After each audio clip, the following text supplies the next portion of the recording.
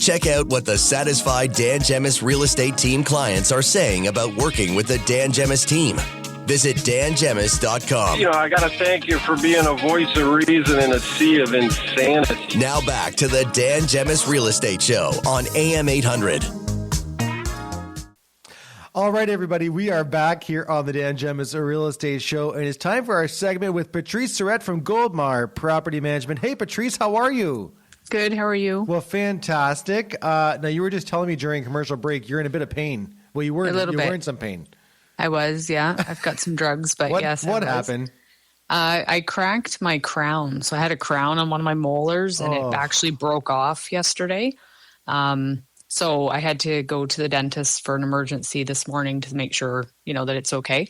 But bigger than that is my absolute fear and trauma of the dentist. No. So, are you really? I'm You're scared of the petrified. dentist? Are you? Yeah. Yeah. I've had childhood trauma of the dentist. I had a lot of teeth removed and a lot of dental work when I was young, and still to this day, in my 50s, and still it makes me shake and nervous. The smell in there, everything.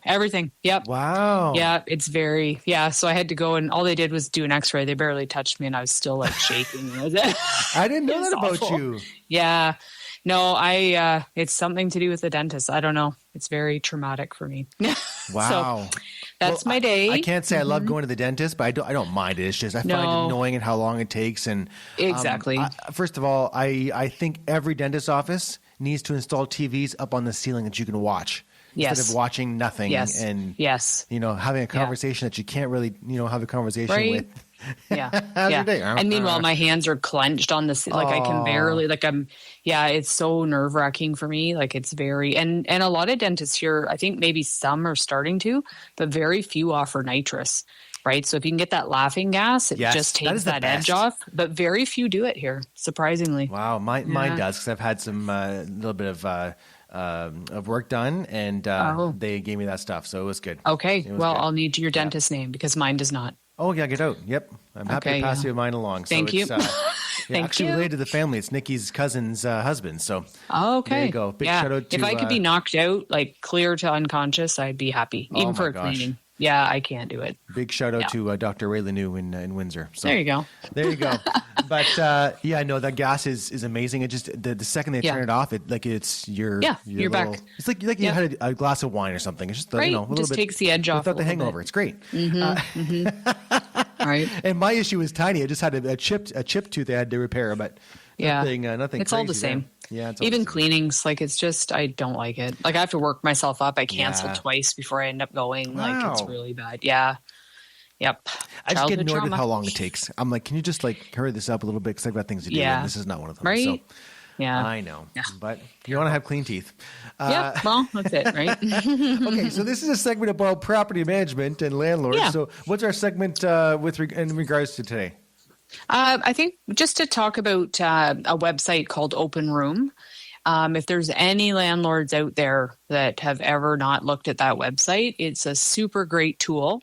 There's a free version. Of course, there's a version higher that you can get more results and stuff, but the free version usually does us well. So what we're doing is, with every single person who applies for us, besides the credit check, landlord references, we are running their name on that website. And what it is a website where landlords can upload their LTB orders. Okay. For evictions, for orders, anything they have on that tenant. And it's public knowledge, so they're allowed to post it. Interesting. So you can actually search that tenant's name and see if they've ever had an LTB order against them, or even if they're named in one. So sometimes it's a tenant application, right? Because the tenants can also upload them. But just if they've had any kind of interaction with the LTB and there's an order been issued, you can find their name and read the order. Now, will it only be there, Patrice, if the landlord has uploaded it? There's no other public forum, eh? Well, there's Canly. Canly is another one, and that's the one where the LTB uploads some, but that's more like legal references, case law almost. Yeah. They do some, but they pick and choose, obviously, and they have so many. But really, the open room is becoming a bigger and bigger tool, because more and more landlords, and that's on the radio today, if anybody has them, and it doesn't have to be recent. You can upload an old one. Super easy to use, and it's just such a valuable tool to stop the bad tenants. No doubt. Because we have to stop them. And it's just, they just travel from landlord to landlord. And, the credit checks are one thing, but the problem with a credit check, unless you register that debt with a credit agency, it doesn't show on their credit. Right. Rent is very different, right? So we have to use those tools because, we've been caught too. You run their credits fine. They have a job. They have proof of income. Well, it turns out they've been evicted and the landlord just hasn't registered the debt on collection. So how do we know? Right? They've used a fake landlord or, whatever to slip through. And this is how they keep doing it. Do you think, in your experience, because you've been at this for years and years with property management, do you ever fear that if a landlord is having a bad situation with a tenant and they just want them out, that they'll give a good reference just to get them out of their unit? Yes. I'm sure that happens, right? Yep. And as landlords, we have to stick together and not pass these bad ones around, right? I mean, as much as you're in that situation, you're just, and I think if we believe in karma, then someone's going to do it to you. And maybe that's how you got that bad tenant in the first place, right? But we really need to be honest and tell each other, especially if it's rent things, but anything, right? Behavior, if they've got harassment issues with them, like we're allowed to tell each other that, right? It's okay to tell, and we should, because this is what's going to stop them. With landlord tenant in the way it is still, right? We have to have other tools to prevent us from getting the tenants in the first place, rather than trying to fight on this end, and wait this long to evict them. And had that tool been around a long time ago, I think it would have avoided a lot of us getting these tenants that now owe $20,000 and $30,000.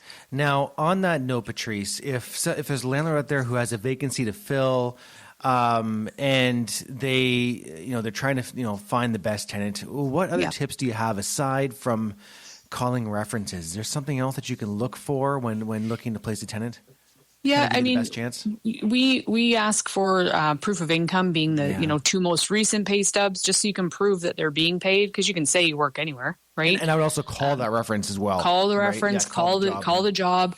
Now, jobs are a little bit different. Like, there are only so much they could tell you, but you can verify their employment, right? Information. But usually, if they have 2 recent pay stubs, they've been being paid. So unless they're getting fired like tomorrow, you can pretty much count on that job. Well, I'm going to say right now, for anyone out there listening, AI, artificial intelligence, is getting really, really good at creating documents.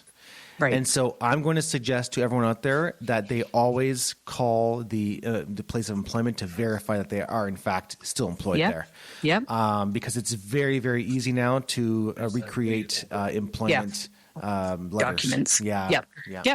And a pay stub, right? Yes. Like it's only as good as, and then they're scanning it and taking pictures of it and, make sure you have their valid ID. Right? And health card is not a valid ID. And you're going to find that if you need that for later to send them to collections, they're going to tell you that's not ID. No, it has to be a passport right? So passport or a driver's license, or one of those Ontario purple cards, that counts. Yeah. But you have to have that to take it any further. So that's an important thing. Checking their landlord references, calling, obviously.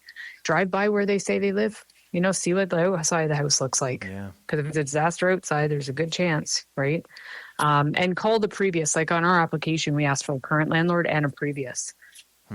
So we go back one too, because they're not, people might not think so much about giving a, fake one for the current. Yeah. But what about your last one? They might not think too much. So go backwards one, right? Just the more you can ask for anything, right? Really and truly, you can ask for anything. So ask for everything. So just in general right now, I ask you every single month, but what are you seeing in the rental market right now? Are there a lot of vacancies? Are rents coming down? What are you seeing? Yeah, both. A lot of vacancies. And again, it's because this influx of vacancies in the student areas, just a lot of availability. So that's leading to now, some price reductions because people want them rented, right? So, and the problem is with the people who are applying is we have an employment issue, right? So we have more and more applying that are on welfare or Ontario Works or, unemployment. That's very hard for them to qualify for the ratios of rent, right? So we're trying not to set people up to fail, but more and more people are unemployed or underemployed. Maybe they used to be full-time, now they only get part-time hours, right? So really hard. So landlords are having to really look at adjusting their rent prices, A, to be competitive, but B, to fill that vacancy. But then on the flip side of that, their mortgage rates are going up. Yeah, right. So tough. It's hard for them to manage if we drop the rent, then they're maybe not cash flowing at all. So it's a very funny balance. But trying to fill all these vacancies when we just have more and more, like this May was the slowest I've ever seen a May.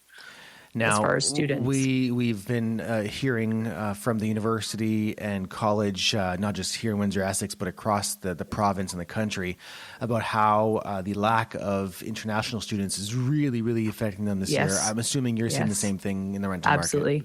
Absolutely. And it's just like we don't have the big groups coming in, right? We used to get big groups. They would take those big houses in the West End. Now owners are like, okay, we'll rent it by the room. Well, now that's changing that dynamic into a room rental, right? And at the same time, people that are unemployed, that's what they can afford too, are room rentals. So now we get in these weird mixes of students versus, older adults, and the dynamics are changing. It's a very funny.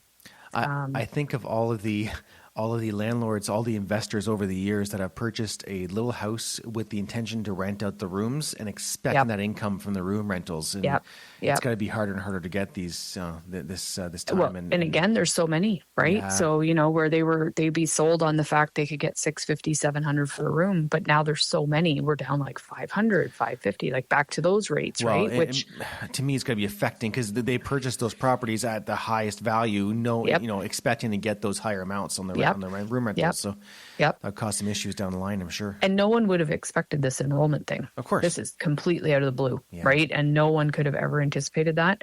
So now it's just a matter of what's that price point look like to keep them full, and who are we renting them to? No doubt. Because there's just not these students. And then take those big houses where we used to get the group of, 7 or 8 people coming together. They'd take one big 6-bedroom house. Yeah. We don't have that either.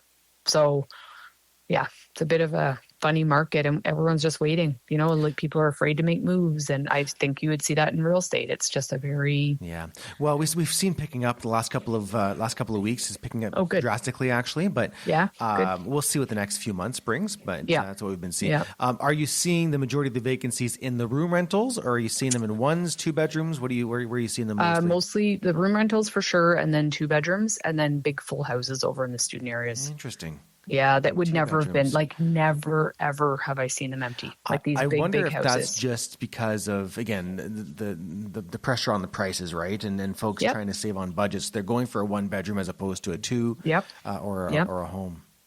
Yep. Right. And it's like before COVID, everyone was, sharing with roommates. Then COVID hit and nobody wanted a roommate because of the COVID. Right. So now everyone went to a 1-bedroom, and now we have this influx, and there's also all that new construction. So we're bringing in all those new builds into the inventory as well. Different price point, but it's still price points. Yep. Well, listen, if anyone has questions about property management, what's the best way to reach out to the Goldmar team? They can call 519-252-5010, or you can go visit our website at goldmar.ca. Thanks, Patrice. Appreciate it. Thank you. See you soon. Bye. That's Patrice Surette with Goldmar Property Management. Lots more to come right after the break here on the Dan Gemus Real Estate Show.